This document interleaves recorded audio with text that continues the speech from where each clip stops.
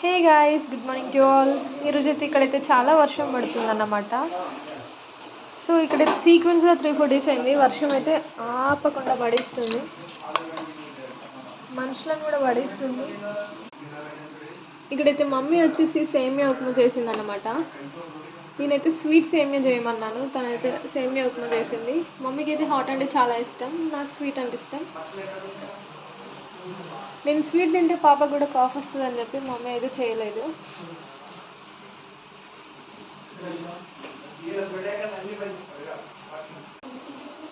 So ఇప్పుడైతే నైసిగడ్ అయితే పడుకున్నాడు. తను పడుకునేలోగానే నేను తినేయాలన్నమాట.